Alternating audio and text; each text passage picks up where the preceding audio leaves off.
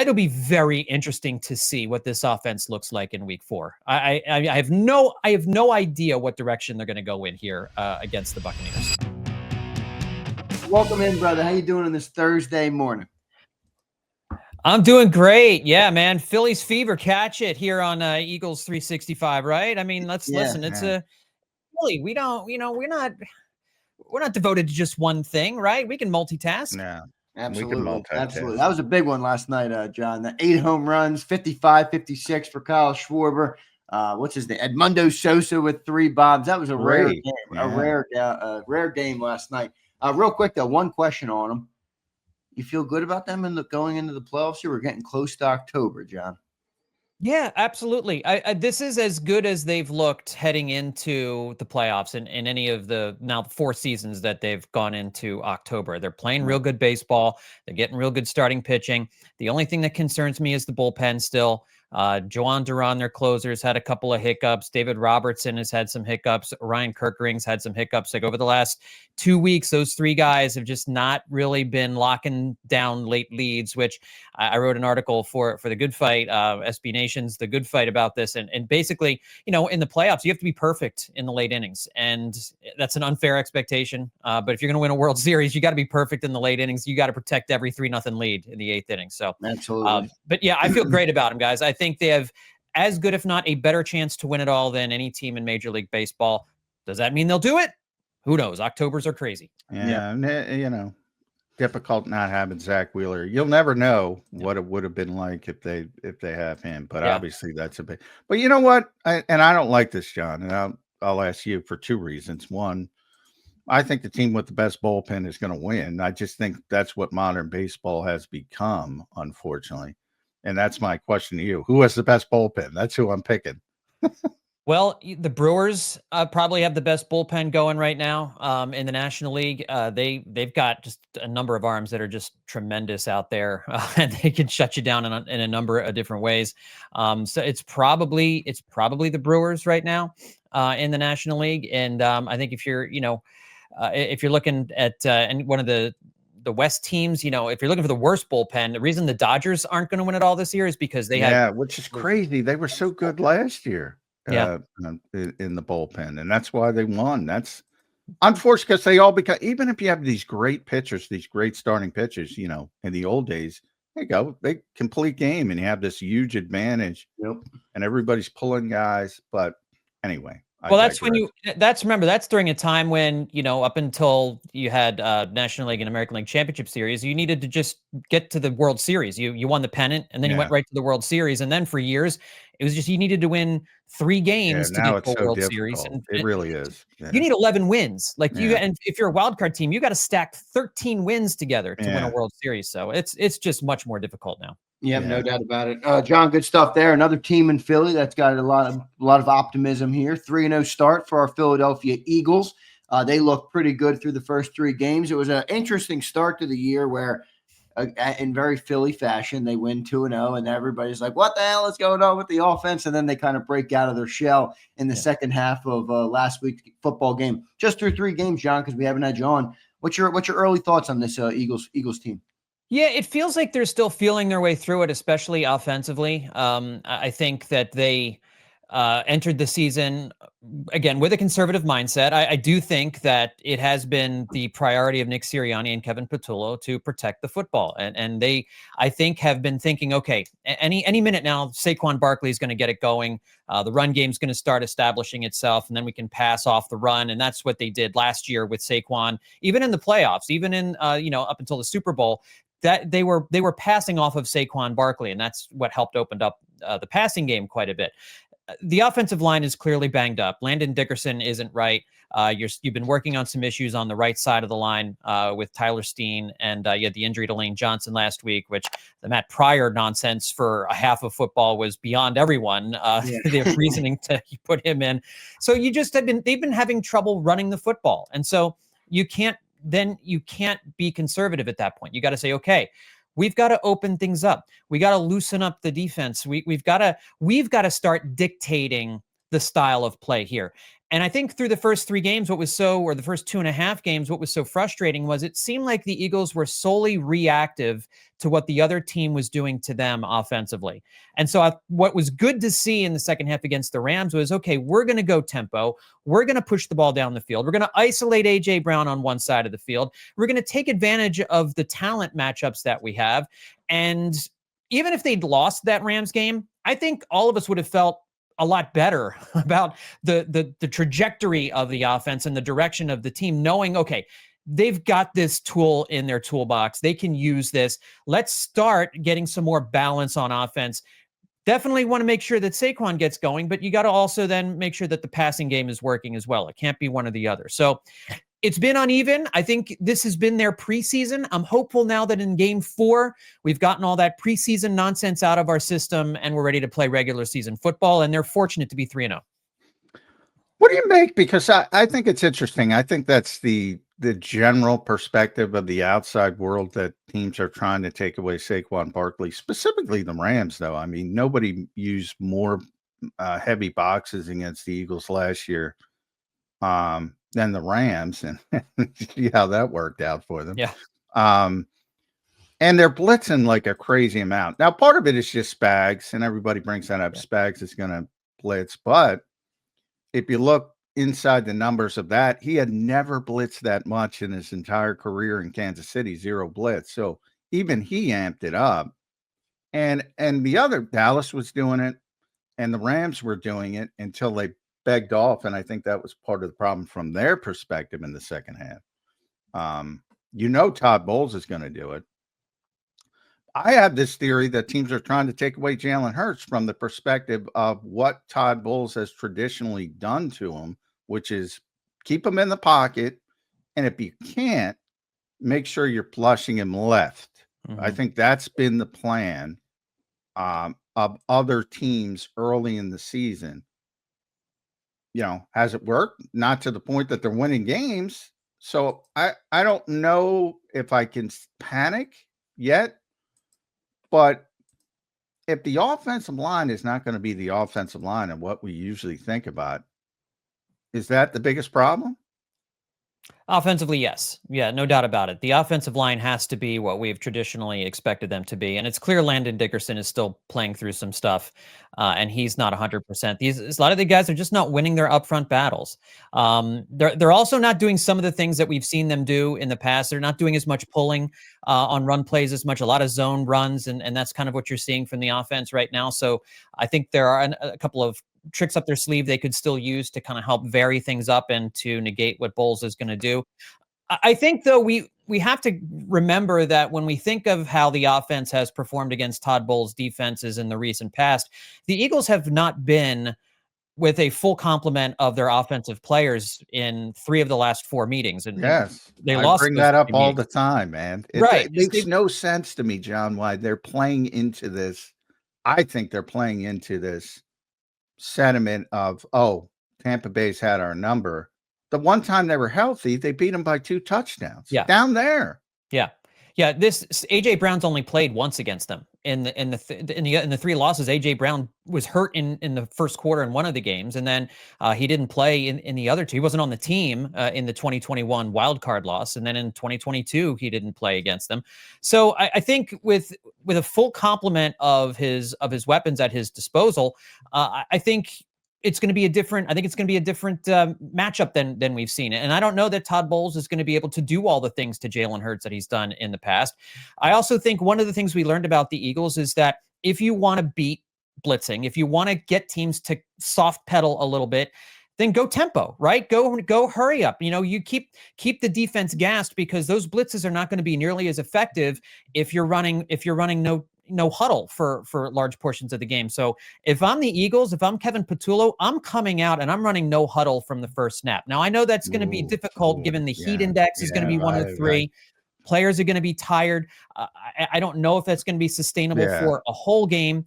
But what I don't want to see is for the Eagles to come out and for the offense to look like it did in the first half of the first 3 games, where we're doing check down Charlie and we're just we're getting Saquon Barkley with 2 yards and a cloud of dust. You need to give Todd Bowles something he hasn't seen before. So I would go listen, do it early in the game when you've got your energy. Go no huddle. I like your thought process, John. Yeah, I like it, but not this game because Vic said, "What do you want?" No 8 play. Forget about 10 play. He said 8 play, 10 play, 12 play drives. Can't do that in Tampa. Can you imagine if you go 3 and out with tempo and you're back to the Chip Kelly days and you're in that heat? Yeah, I mean, I like the thought process in general. If it were like in New Orleans or a dome game, I go, yeah, that I like that plan. But for Tampa and that humidity, although it's so humid here, maybe they'll get used to it. Right. I think you're putting Vic in a bad set unless you execute. I mean, if you want to look at from a positive, and you're all good, exactly. But the problem is, too often they haven't executed well. And if they're off the field with tempo like Chip Kelly in those days, that's going to be difficult. And then I guess it's just a matter of how confident are you that you can execute. And I would rather the offense err on the assumption that they're going to execute the offense well. And we've seen in the first drives in all 3 games this season, the team comes out and they move the football, which is encouraging. That was a big issue last year. That's what people forget. The person now, granted, it was a short field, but ball and interception, 2 4th down conversions, touchdown. Then they had the 3 and out. So they have been better early in games. But yeah, it feels like all we talk about is the offense in this team, and I'm sure we'll talk more about it, but I do want to get to the defense because I've been pleasantly surprised with all the change and how effective the defense has been. I thought they won the game last week. Obviously, Jordan Davis won the game, but from the perspective of if they give up a red zone touchdown and 26-7 is 30-7 or 34, the game's over. Yeah. The fact that they were able to hold them to field goals in those difficult situations. And I just think as a group, they've been really, really solid on defense. And that surprises me a little bit with all the change. And they lost a bunch of good players. And they've been playing well. Your thoughts on the defense? The defense has played pretty well.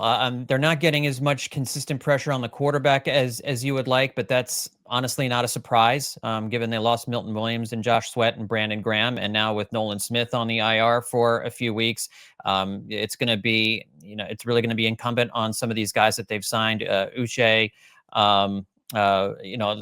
Aziz. Yeah, exactly. Like all these guys, they're going to have to get more consistent pressure, and Jalen Carter is going to have to generate more pass rush up the middle. He's been good, and Jordan Davis obviously has been great, but just that D-line will have to step up and get a little bit more pressure on Baker Mayfield. And really, I think just looking at Baker Mayfield is keeping him in the pocket. We talk about keeping Jalen Hurts in the pocket. That dude runs most opportune times. He is a pain in the rear end, man. So I would try to keep him in the pocket quite a bit. I think with all of the changes, Makuba's come in, played pretty well. I think cornerback 2 looked like a disaster in week 1. It's been a bit better in weeks 2 and 3, although they went after Bennett on that final drive. Yeah, they did. Rams. So we'll see what Keely Ringo has. Ringo has played decently in the past in the regular season before. So maybe getting in game action, he looks better than he did in training camp. I think overall the defense has done what a Vic Fangio defense does early in the season. Feel their way through, try to figure out their roles, try to figure out how everybody's going to play with each other. And then by midseason, they're shutting teams down. Until that happens, it's excellent that their red zone defense has been so good. And that's been a staple of Vic Fangio defenses since the beginning of time. They may bend, but they don't break. And that absolutely saved them on Sunday. Yeah, four field goals in the first half. Sean McVay. That's not going to get it done versus the Super Bowl champs.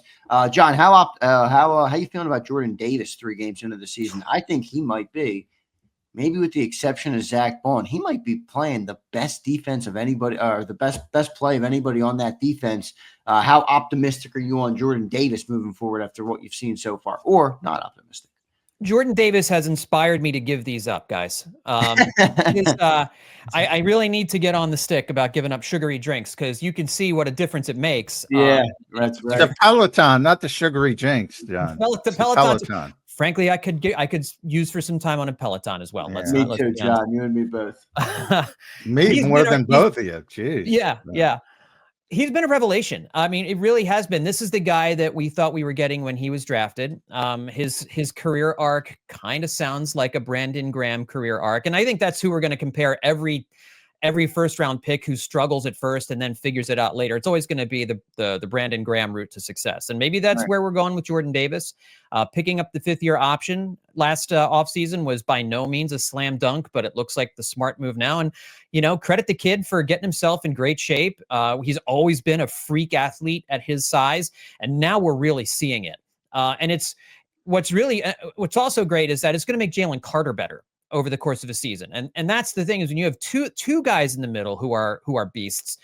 Now Jalen Carter he may not get double teamed as much. You might have to start giving Jordan Davis a double team every once in a while, and that can free Jalen Carter up for stuff. And if not, if they keep throwing 2 guys at Jalen Carter, then it seems like Jordan Davis is just going to keep eating all season long. So it's a great development for a defensive line that came into the season not really counting on Jordan Davis to be an impact player. I think they wanted him to continue to play a good role in the running game, but what he's giving them now gives them another defensive lineman in a unit that lost a bunch of talent last year, and that's a huge development for this defense. Yeah, and with that being said, Jordan Davis had a good start, but the run defense hasn't been great for this team. I don't think it's all Jordan Davis's fault, to be clear, but I do think that's something that those edges got to work on. And any concern on that part of it? The Eagles are giving up 133 yards a game rushing. Kyron Williams and those guys had a bunch of yards last week. Any concern on that part of the defense? Yeah, not dynamic running games either from the Eagles' first 3 opponents, and they did get gapped a little bit. I'm not overly worried about that because I think, again, you don't want to get burned in the passing game. If you're giving up a lot of chunk plays through the air, that can really hurt you, and we've seen that happen a little bit here. But when you're and that's Bick's philosophy as well. I'll just jump in because if he starts having too many problems, then he just drops Campbell down the 5-man front, and if it gets really bad, he'll use a 6-man front, right? And then he stops it. So I'm not concerned. I don't know about you guys. I'm not concerned about the run defense at all. I think it's been fine. I think it's isn't it kind of part of like what Vic wants to do? Yeah, exactly. Yeah, like he'll trade a 5-yard run. I mean, right. That's kind of the modern NFL. You're trying to stop the passing game, and the last thing he wants to do is to blitz, because when he blitzes, he's taking a guy off of coverage. Now, that changes in the red zone when it becomes more of a high leverage situation. He's more, or in Kansas City, where he blitzed more than I've ever seen him because he didn't respect the receivers. So all of these things are contextual. But I think the run defense overall has been fine.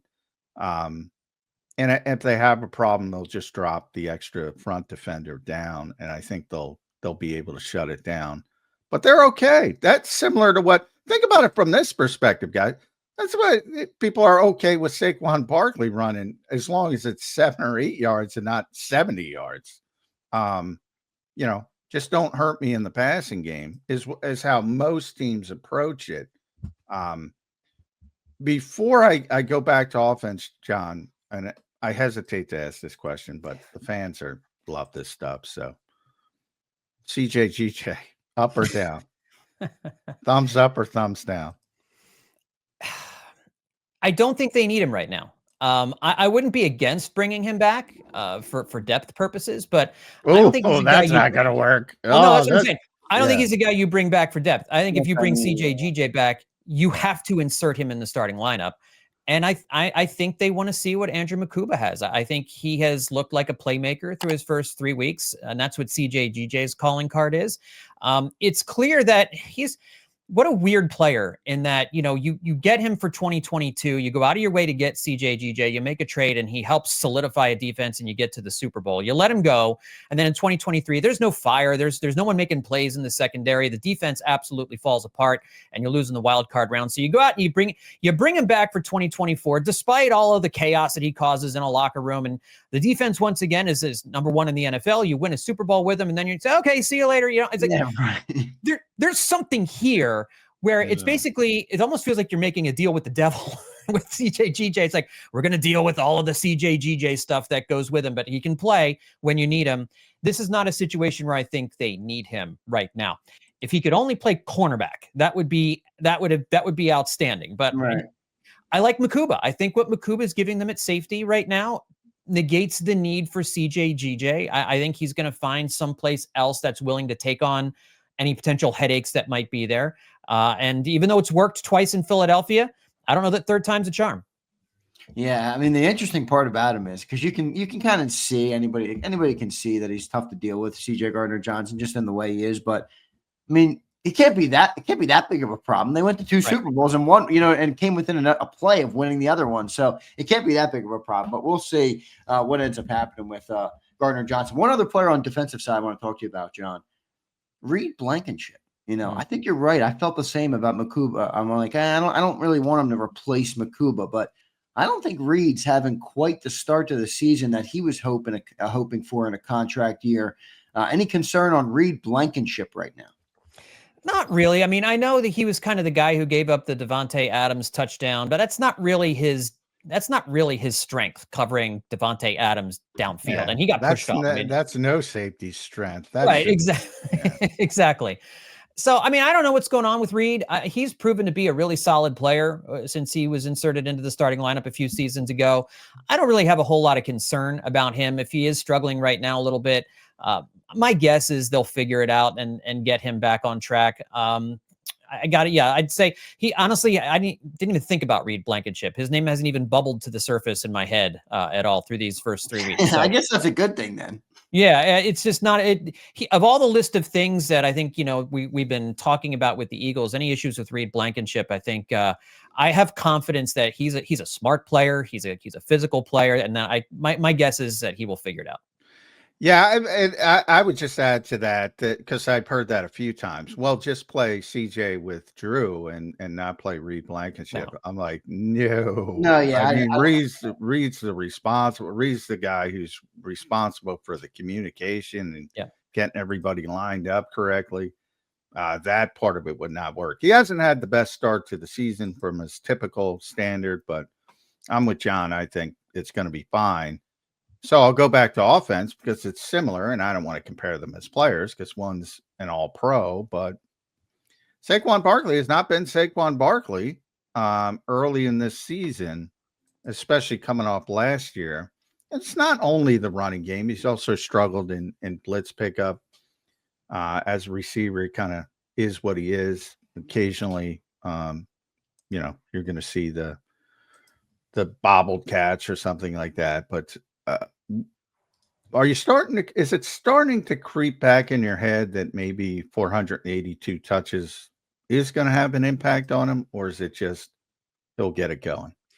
It's gotta be in your mind somewhere, right? And the fact that he played deeper into a season last year than he ever has before, so he had a shorter off season, and certainly he became like one of the faces of the NFL. I mean, he's already one of the more popular players, but his stardom went to another level last off season. Oh, so yeah. There were more off-season commitments that go along with it. So that can affect your preparation. I always feel like that's one of the things that happened to Jalen Hurts after the 22 Super Bowl heading into 23. Like there was just so much more going on with him that just didn't seem like he was as ready for the 23 regular season.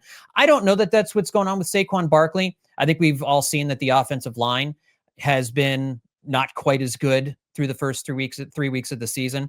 I think the play calling has been different. I think the run calls have been, I feel like they've been predictable. I feel like defenses seem to have some sense of where Barkley's going to run. And we also haven't seen Jalen Hurts be a major part of the designed run game, which helps take some of the focus off of Saquon Barkley through the first 3 weeks. So there's some factors. I think you still see that athleticism there. That spin move that he made for a 4-yard gain in the game last week, an important 4-yard gain, was indicative of the fact that I think he's still got the juice. I think the moves are there. I think the speed is there. I think the elusiveness is still there. I just think there's been a combination of things where teams have been more focused on stopping Saquon Barkley and saying, listen, until Jalen Hurts and the offense opens things up, we're not going to let Saquon Barkley beat us. And that's why you need the passing game to kind of loosen things up a little bit. running Jalen more and just getting that offensive line together. I think is calling some different plays offensively, like more pulling and all that kind of stuff. That I think will help. But you can't discount how much he ran last year and how deep into the season, how long the season was for Saquon Barkley was last year. Interesting stuff, John. I think they got to pass more. I do. I think they got to pass more. I know they won. I know they won it this way, and everybody keeps using that stat, 19-1. And I'm like, all right, 17 of those games were last year, where you had a different defense, you had a different offensive line, you had Saquon Barkley was on a historic pace. I think you got to evolve. The NFL is a very fast-paced league, and you got A.J. Brown, Devontae Smith. You hear A.J. in the locker room. He wants to be let loose, and I get it. He's a receiver. You can't always just, placate to that. But I do believe their best way to go forward this year is to have a good balance of both. I'm not asking them to be Joe Burrow, make them Joe Burrow. But right. I do think you got to get those guys involved, because I think it'll open things up for Saquon Barkley too. You know what I mean? Right now it's more simple, but I don't know what you think of that. I'm looking for more of a balanced attack offensively, but I understand why they're not doing it, because they are 19-1. Yeah, every year is different. I mean, it's not all like, if you want to do that, like, we'll go back to the start of 2022 and talk about, it's some things do have a progression from one year to the next, and some things are totally different. And this is a situation that's totally different. New offensive play caller, a totally different right guard. You've got, injuries on the front with Dickerson, and just, again, it's, all of these guys played deep into the season last year, and none of them were in the preseason, which is fine. I don't care about playing starters in the preseason. I prefer one game, I think, for guys to play a half just to kind of get it going. But they're 3-0, and they're going to figure. I think the overall thing is I have confidence they'll figure it out. They have solutions. It's not as if there's no chance that they can get Saquon Barkley going. Like, there's so many levers that they have that they can pull to fix whatever things are not working on a given week. And it's just really going to be a matter of how quickly in game can these guys make adjustments. And so far, it seems as though they've done a decent job making in-game adjustments. Last week was a little slower than I think we would have liked, but they eventually got it going. Yep. I think the most positive thing about this team, let's be honest, this is the best era of Eagles football. With all due respect to Ray Diddy, I'm not going to go back to 1949 and 1950, but certainly in the modern era, this has been the best stretch of Eagles football ever. There's only been a few teams in history that have won 19 of 20 games, and they're one of them. I did it on purpose, but I snuck it into Nick Sirianni, and I think I caught him off guard. And I think I got a somewhat honest answer. He had, earlier in his press conference yesterday, he mentioned a football building has to be a little bit different than the outside world. And I brought that back up, and I said, when he hears the word conservative, what's the disconnect? Why do you think you're not conservative versus other people think you're conservative? And he gave a pretty good answer from the standpoint of, obviously, everyone's entitled to their own opinion. We can't wrap ourselves up in that. And he went to basically ball security. And our players' jobs is to go out there and execute, play with great fundamentals, blah, and all the nonsense. All right. But does it simply boil down? And I think it does. But from your guys' perspective, does it simply boil down to, if we don't turn the football over, we're going to win the football game? That's how talented. And how can you sustain that when you have players that want the football? Because clearly AJ's doubling down.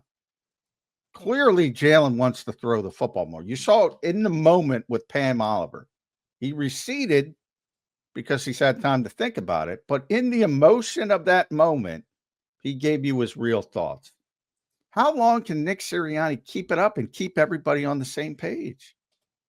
If they win, if they keep winning, and they win another Super Bowl, they keep winning, everybody's going to stay on the same page.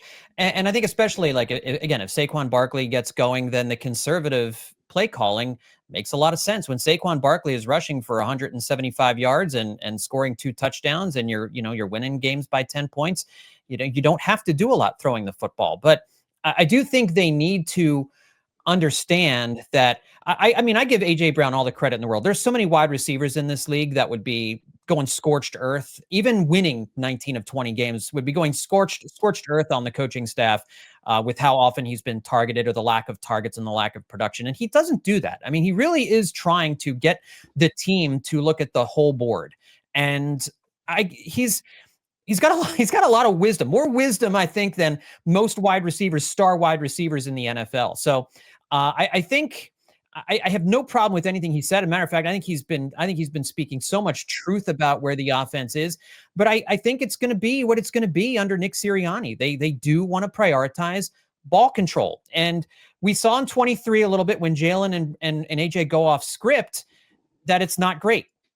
So some lessons were learned maybe in 2023 to just kind of look, you're going to get your shots. You're going to get your opportunities. You're going to have games where you're the man, and we're just going to figure it out week to week. And as long as they're winning, I think whatever style they use to win is it's going to be accepted, because how are you going to complain about winning football games? Yeah, I just wonder how much that margin for error closes up. I mean, you bring up Saquon Barkley. Hey, I completely agree.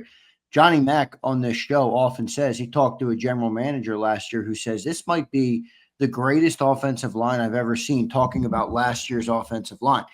They're not that right now. Now. So it's like, all right, if you factor in, okay, last year 19-1. Yeah, a lot of those games, as I pointed out, were last year. Last year was a different football team with also a historic defense, where running the ball gives you that, you have a bigger margin for error because of that. I think I'm Team AJ right now, John. Listen to AJ, man. Come on. I've always been Team AJ. And by the way, I don't think, the other thing I don't like about this conversation is it feels like it's like two extremes and that's it. It's like, we need the context. Like, I'm not asking you to be Joe Burrow, and I also don't think we need to pass for 91 yards in a game. You know what I mean? Like, where's the middle where ground. You can, where you can find the truth and the right place to be. That's where I'd like to get to, but I understand it's either like all conservative or all aggressive. I don't think it needs to be that. And I'll say this too. The big question, I think, is where does Jalen Hurts fall in this whole conversation? Is he team ball control, or is he team AJ? Because I don't think he talked about wanting the straitjacket taken off him and last year. And that was, I think, an indication that he wants to be more aggressive. He certainly seemed on the sidelines like he wants to be more aggressive. Yeah. We've been talking about the conservative play calling for 4 years, going with the last 3 years, really since 2023. And Jalen Hurts is the quarterback of this football team. He's the guy who makes the decisions for where to go with the football on the field. So the offense is going to go how he wants it to go, essentially. And so I think that's the big question, is like, is the conservative nature of this offense, is the way that they run the offense, is the kind of like the predictability of the formations and what they're going to run, is that because that's what Jalen Hurts is comfortable with and what he likes to do? Or is it what Nick Sirianni wants to do? And Jalen Hurts is the good soldier and he's doing what he's told, but he would really like to open things up a little bit more. I don't really know the answer to that question. And Jalen Hurts is not going to give you a deep, insightful answer on that. He's going to give you kind of the guarded, cliche speak that he normally does, and that's fine. Whatever. I don't get a sense for what Jalen Hurts really wants to do with the offense and how he thinks it's best to win. He just wants to get a W at the end of every game, and I think that's the most important thing. At John Stolnis, make sure you follow John on the X platform. You can read him over with our buddy BLG at bleedinggreennation.com. Does a tremendous job, obviously, gearing up for Red October. Hopefully it lasts a little bit longer this year than last year. I think they're set up, the Phillies. So if you want to be a dreamer, potential World Series championship, potential Super Bowl, back-to-back Super Bowls, how excited would Philadelphia be? They're in a position, certainly legitimate contenders in both sports. Not so much basketball and hockey, but you can't have everything. Not even close on those. Can't have everything. Good to catch up with John Stolnis. I'll leave you with this one, John. I think we do know, and I think, to your point, what you just said, I think Jalen Hurts' emotion told you he's Team AJ. with Pam Oliver after the game. I think Nick Sirianni's history in Indianapolis tells you he's willing to shift the offense around the quarterback. He sold Jeffrey Lurie because they built 3 different offenses out of circumstances in 3 different years because they lost Andrew Luck. That was easy to build an offense, but he had to retire early because of injuries. They had to build an offense around Jacoby Brissett, which looked completely different. Then they had to build an offense around Phillip Rivers, which again was easier, but looked completely different from the Jacoby Brissett offense. He has proven that he's willing to mold his system around the strengths of his quarterback. I think this is their thought that this is the best way to win with Jalen Hurts. And all they do is win. So I have a tough time criticizing it. But people want to see the passing yards. It's crazy to me. I'm like, who cares? Now I get it. The problem is real life comes into it. And then you have the receivers. At some point, as good as teammates as A.J. Brown and Devontae Smith are, at some point they're going to think about, boy, what if I was with so-and-so, Joe Burrow, or with what would I be doing? But where Howie cuts that off is he pays them. Yeah. So I think there's way too much complaining about this organization. And I'm usually the negative guy. I'm like, what am I missing here? Everything they do, all they do, they may never lose again, John. Yeah, I think there's always just the worry of sustainability, and they've shown that they've been able to sustain playing the way that they have played over the last 2 years. 2023 is always going to be in the back of people's minds because you could see that it was it was a castle, but made out of matchsticks, and there's always that concern that, and when you look at the talent on the offense, they should be better than they have been through the first 3 games of the season. And so there's just a little bit of like, what's going on here? Why aren't we opening it up? Why is it a struggle so much? And they should have lost the game on Sunday against the Rams. That should have been a loss. That didn't need to be a loss because the offense was playing too buttoned up. So I don't know. We'll see. It'll be very interesting to see what this offense looks like in week 4. I have no idea what direction they're going to go in here against the Buccaneers. Make your pick real quick, John. You reserve the right to change, but make it here on Birds 365. Honestly, this has kind of felt like a schedule loss since the beginning of the season. I mean, they're due for a win in Tampa. They're due to give this team a little bit of a comeuppance, but I don't think the Eagles are going undefeated this season. This feels like the right time for them to drop a game. I think it'll be close. I think it'll be competitive. I'm going to pick the Eagles.